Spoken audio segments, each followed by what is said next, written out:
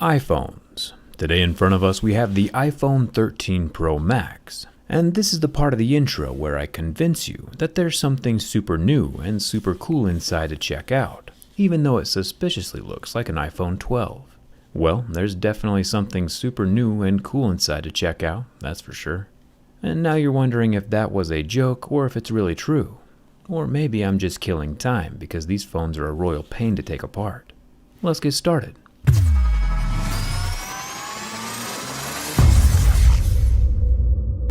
Let's be honest, Apple does some really good things, like marketing or building ecosystems, but making their phones easy to repair is not one of them. In fact, Apple goes out of their way to make their phones hard to fix. It's like a really not fun game that Apple's been playing since day one, and the people who lose are the customers and the planet. The iPhone 13 Pro Max has two pentalobe screws down at the bottom, just like usual, and then with heat and suction, the screen can start to lift up and out of the stainless steel housing. This is much harder than it looks, by the way. Since the screen is flush with the frame, it's hard to get a good grip on that screen without breaking it, especially since glass is glass and we know what happens to glass. Keep in mind that if you ever crack the back glass on your iPhone 13 Pro Max, Apple will charge you $599 to replace it.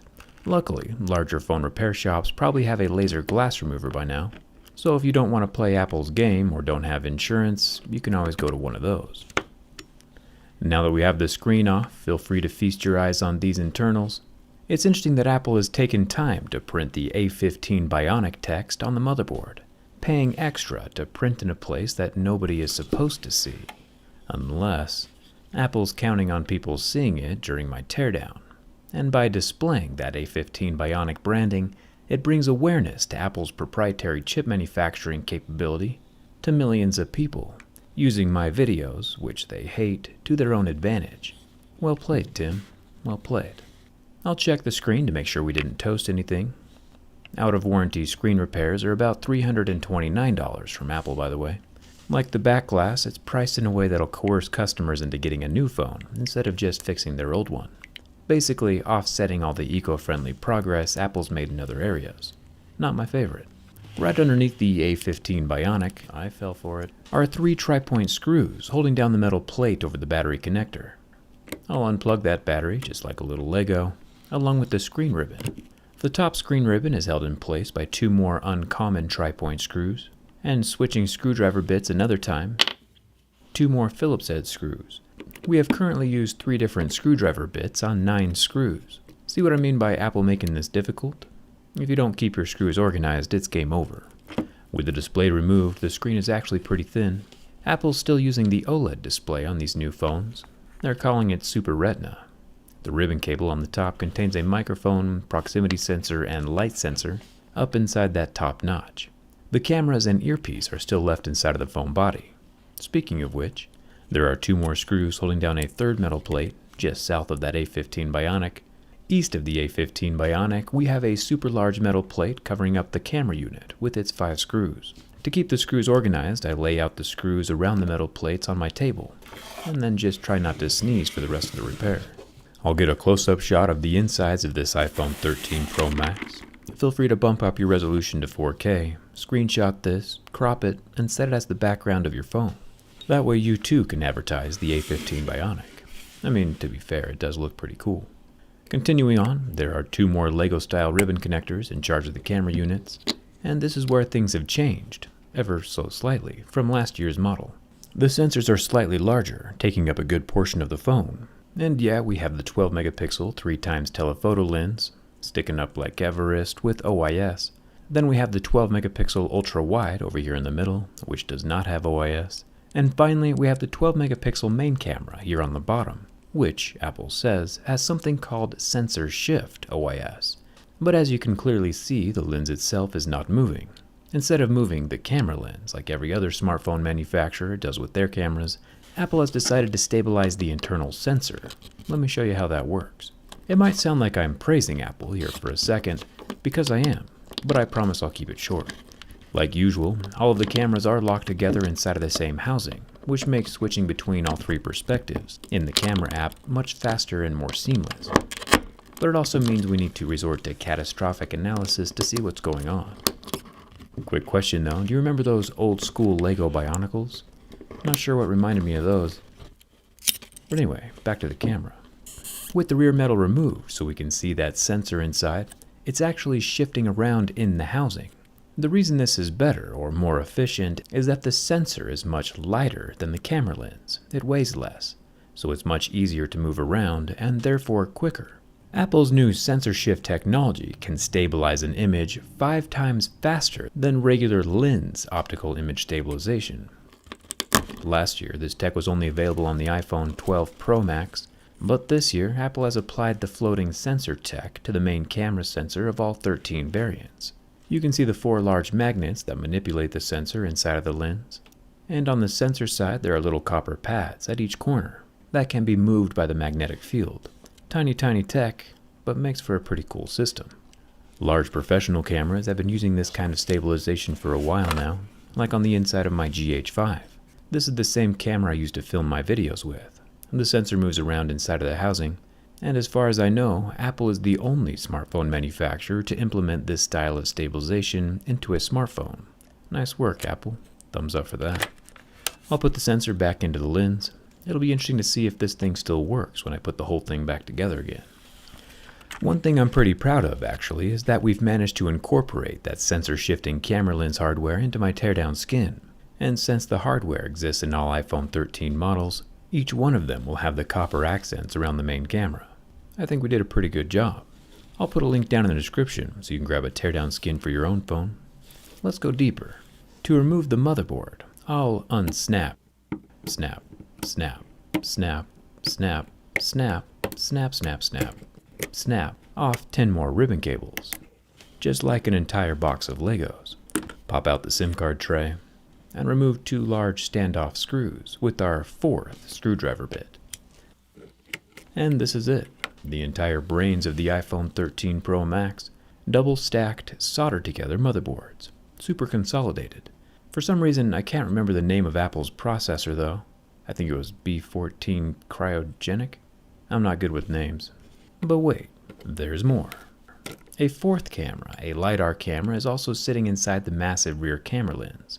Apple mostly uses this guy for low light autofocusing. Up at the top of the phone, we can remove 3 more screws, pop off a little metal thingy, and remove a 4th standoff. And then our loudspeaker is free, along with the front-facing cameras that are tucked underneath that speaker. These cameras make up the Face ID scanning stuff with a dot projector and an infrared camera. The regular 12 megapixel front-facing selfie camera does have electronic stabilization. Down at the bottom of the iPhone 13, we have 12 more screws. Once those are gone, there's a piece of tape holding down the loudspeaker to the taptic engine, Apple's fancy word for a vibrator that provides haptic feedback. I'll make a dedicated video about vibrators at some point in the future. This little guy actually does some pretty cool things. At first glance, the iPhone 13 Pro doesn't appear to have any balls inside that bottom loudspeaker, but if you stab it in just the right place, we can indeed see the little guys. These provide more surface area inside the speaker for the sound to reverberate off of, making the speaker sound larger than it actually is. The charging port ribbon is the last ribbon down here at the bottom of the phone, and if we count, there are another 8 screws spread out all over, even sticking sideways into the frame. It's pretty crazy in here. So much so, in fact, that all of these little bumps on the charging port ribbon say Apple uses too many screws in Chinese Braille. It's funny because you don't know if I'm joking or not, and Tim Cook's probably going to go check. Finally, the battery.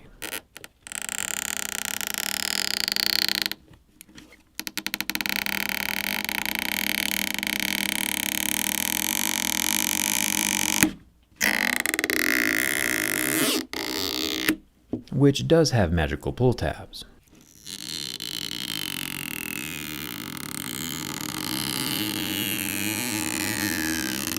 Apple has expanded the battery capacity just slightly this year.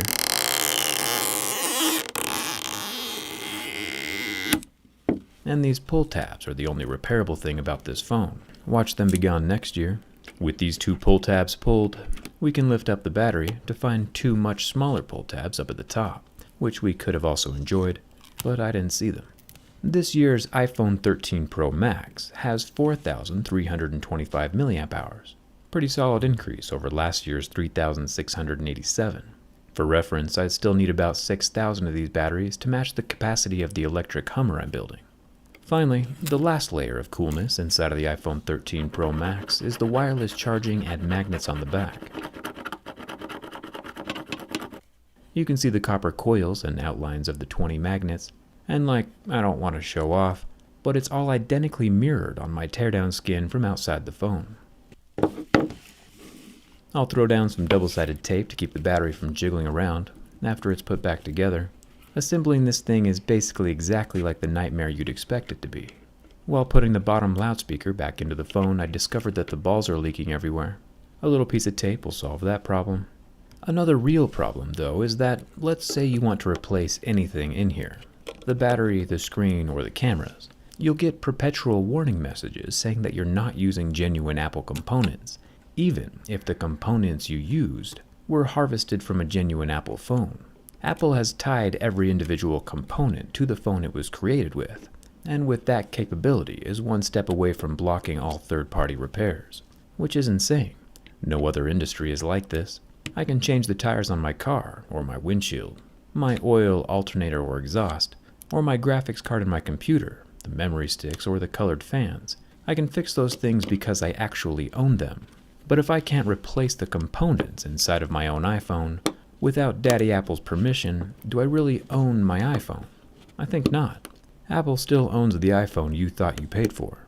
Yeah, putting a case or screen protector on your phone can prolong its life and avoid paying Apple's exorbitant repair prices, but I think we can all agree it's a little messed up, especially when these phones are costing as much as my first car.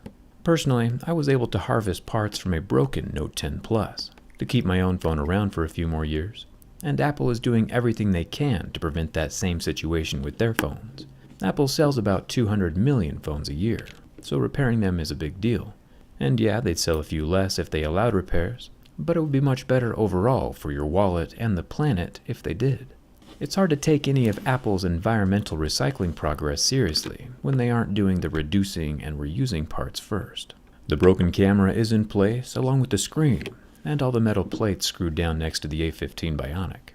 And to everyone's surprise, including my own, everything still works. Sometimes you'll need to plug it in to get the screen to power up. Anker is the official charging partner of Jerry-Rig Everything, so I use their fast chargers and cables. I'll get the 2 pentalobe screws back into the base of the phone, and even more surprising than the phone still turning on is that the busted-up camera module is actually still functioning, even after having ripped the sensor away from the lens. To double check, I can put my finger over the lowest lens, the one we destroyed, and it's still seeing my finger. Kind of mind-blowing. The phone can definitely survive repairs if Apple would just let them happen. Have you ever repaired your own phone or had it repaired? Let me know down in the comments. Hit that subscribe button if you haven't already. Come hang out with me on Instagram and Twitter. And thanks a ton for watching. I'll see you around.